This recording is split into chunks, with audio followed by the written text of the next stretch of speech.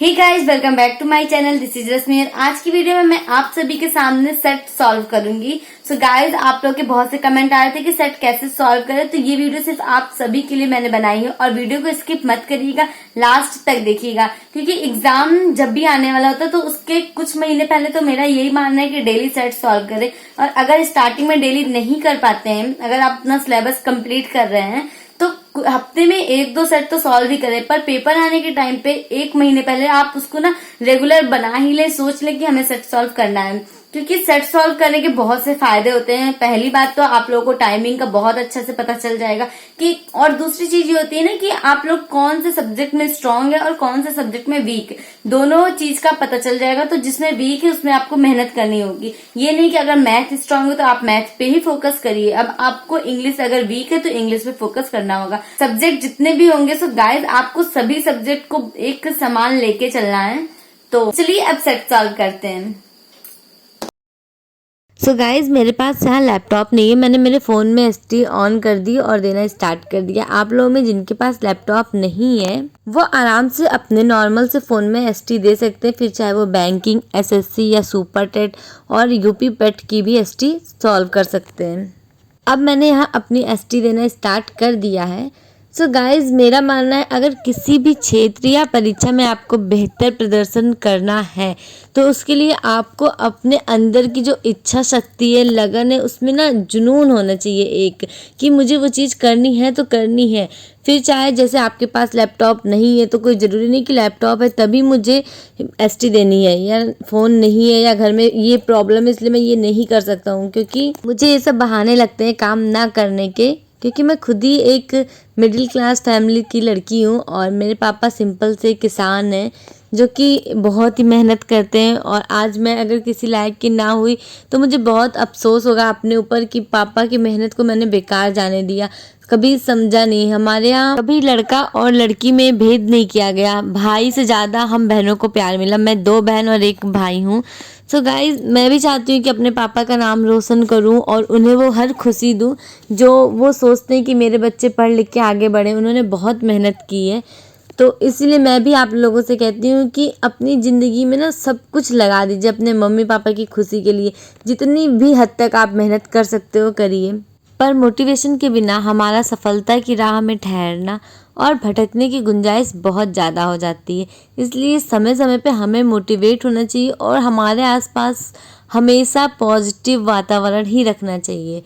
अच्छी सफलता और रिजल्ट हमेशा त्याग मांगती है।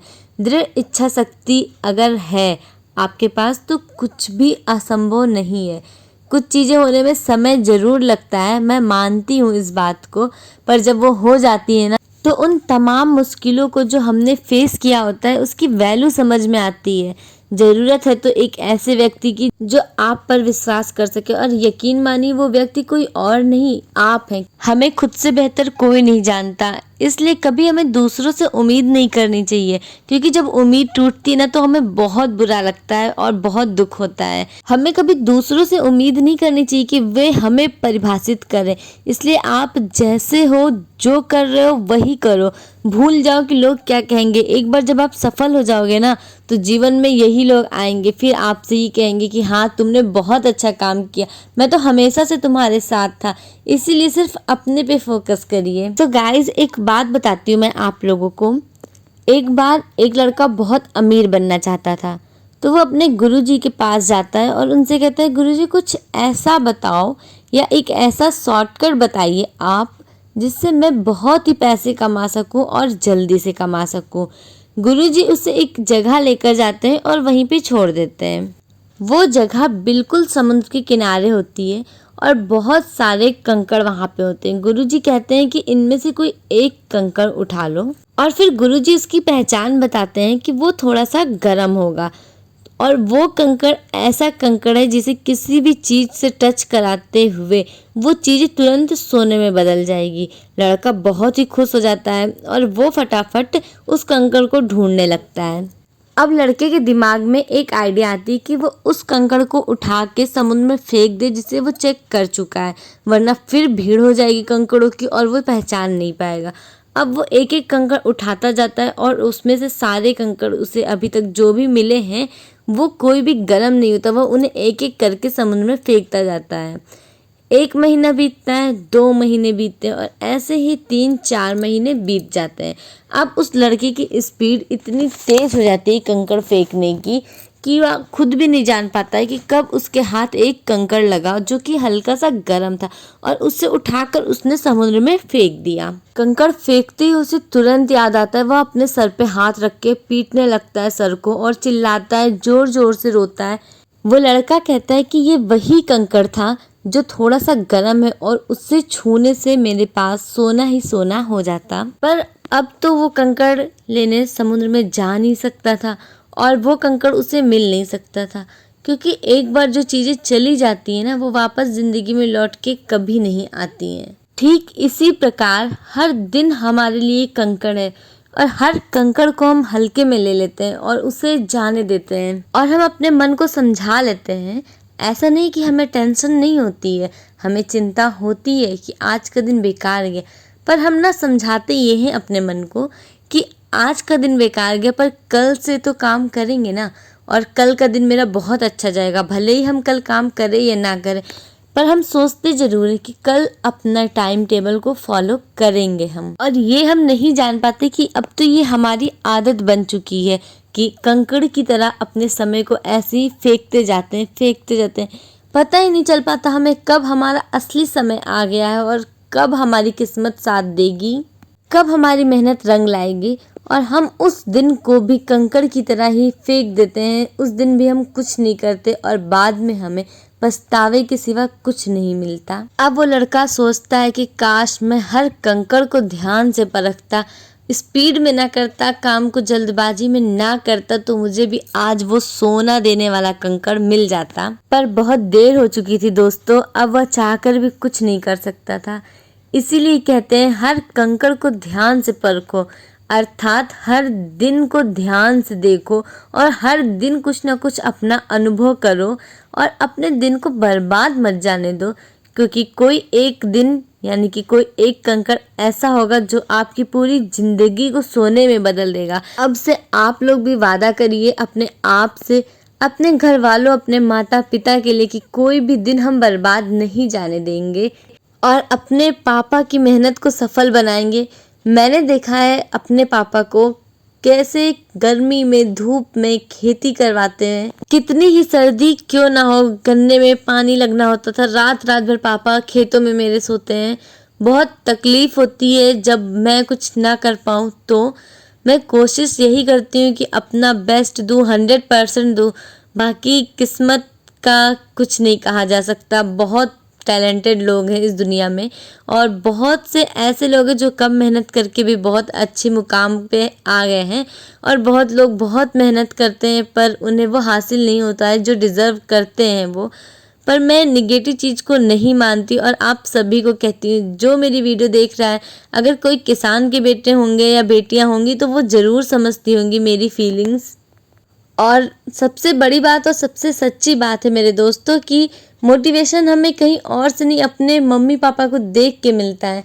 और आप लोगों को पता है आचार्य चाणक्य ने ये भी कहा है कि जो शक्ति ना रहते हुए भी मन से ना हारे, जो शक्ति ना रहते हुए भी मन से ना हारे, उसे दुनिया में कोई भी ताकत नहीं हरा सकती। तो हमें क्यों हराएगा कोई यार, हम भी जीतेंगे और अपने लक्ष्य को पाएंगे। आज नहीं तो कल सफल तो होना ही होना है। सो दोस्तों मेरी वीडियो ज़्यादा इमोशनल तो नहीं हो गई, बस ये कुछ मेरे भावनाएं थी जो बाहर निकल गई। खैर आप लोग इस बात को बुरा मत मानिएगा और कोई बैड कमेंट मत करना। बस आप लोग मेरा परिवार हो और जो मन में आता है मेरे मैं कह देती हूँ, क्योंकि आप लोग भी मुझे अपनी बड़ी बहन या छोटी बहन मानते हैं। और मेरा यही मानना है कि अगर अपनों से बोलने से पहले सोचना पड़े तो वो क्या ही अपने हैं। और आप में से कुछ सब्सक्राइबर मेरे इतने अच्छे हैं कि मुझे उनके नाम भी याद हो गए। वो मुझे बहुत सपोर्ट करते हैं, बहुत प्यार देते हैं। So guys thank you so much आप सभी के लिए जो मुझे इतना ज़्यादा मानते हैं। सो गाइज अगर आप लोगों को टेस्ट देने में कोई भी प्रॉब्लम आ रही होगी तो आप लोग मुझे कमेंट करिएगा। मैं आपकी प्रॉब्लम को सॉल्व करने की पूरी कोशिश करूँगी। मुझसे जहाँ तक हो सकता है मैं सभी के कमेंट का रिप्लाई करती हूँ। हाँ एक आधे कमेंट छूट जाते होंगे तो उसके लिए सॉरी गाइज। और अगर आप लोग चाहें तो मुझे इंस्टाग्राम पे फॉलो कर सकते हैं। मेरी इंस्टा आईडी है ग्लो गर्ल रश्मि, सेम आईडी है, ताकि आप में से किसी को सर्च करने में प्रॉब्लम ना आए। जो यूट्यूब का नाम है वही मेरी आईडी है इंस्टाग्राम की। और आज कमेंट करके ज़रूर बताइएगा कि आप लोगों में से कौन किस चीज़ की तैयारी कर रहा है, SSC, banking, UP PET, super TET या फिर टेट, सीटेट। सभी अपने अपने कमेंट करके बताइएगा। मुझे भी जानना है कि आप लोग किस चीज़ की प्रिपरेशन कर रहे हैं। मैं उससे रिलेटेड वीडियोस बनाती रहूँगी। सो गाइज, अब मेरा लास्ट क्वेश्चन है ये 100 नंबर का, और ये मैंने टिक कर दिया, सेव एंड सबमिट। तो अब मैं देखती हूँ लाइव आपके सामने कि मेरे कितने मार्क्स बने 100 नंबर में। और मैंने अपना बहुत ही जल्दी स्पीड में टेस्ट खत्म किया है। तो चलिए अब मार्क्स देखते हैं। Are you sure you want to submit the test? Yes. We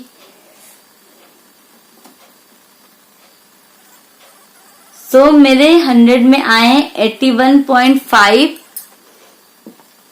आप लोग देख सकते हैं मेरे मार्क्स। आई डोंट नो, ये शो नहीं कर रहा है, अब भी दिख रहा होगा। सो गाइज, मैं आपको बैक कैमरे से दिखाती हूँ मेरे मार्क्स।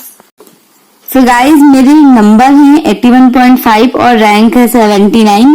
और आप लोग देख सकते हो मैंने एक क्वेश्चन छोड़ दिया, ये मुझे समझ में नहीं आ रहा, माइनस मार्किंग थी।